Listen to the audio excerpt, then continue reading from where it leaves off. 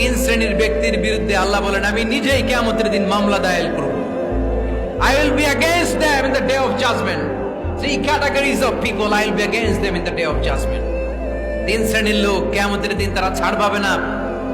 আল্লাহ বলেন আমি নিজেই তাদের বিরুদ্ধে মামলা দায়ের করব। এর মধ্যে এক শ্রেণীর লোক হচ্ছে রাজুলুন ইস্তাআজারা জিরান ফাস্তাউফা মিনহু ওয়া লাম ইয়াতি আজরা।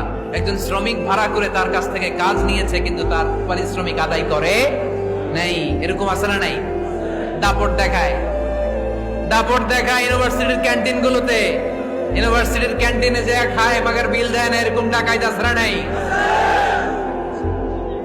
চায়ের দোকানে চা খায় পরে দিমু বিল দেয় না, আছে না নাই? দোকানে যে পণ্য কিনে বিল দেয় না পরে দিমু, আছে না নাই? কিয়ামতের দিন আল্লাহ তোরে মাস্তানি ছুটাবে, চিল্লা এখন ঠিক কিনা? আনা খাসমুহুম, আমি নিজেই তাদের বিরুদ্ধে মামলা দায়ের করব। কথাটা কার?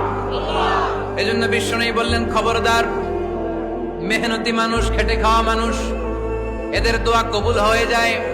আতুল আজিরা আজরাহু ক্বাবলা আন ইয়াজিফা আরাকুহু। খবরদার, বিশ্বনবী বললেন শ্রমিকের ঘাম শুকিয়ে যাওয়ার আগে তাদের পারিশ্রমিক মিটিয়ে দাও।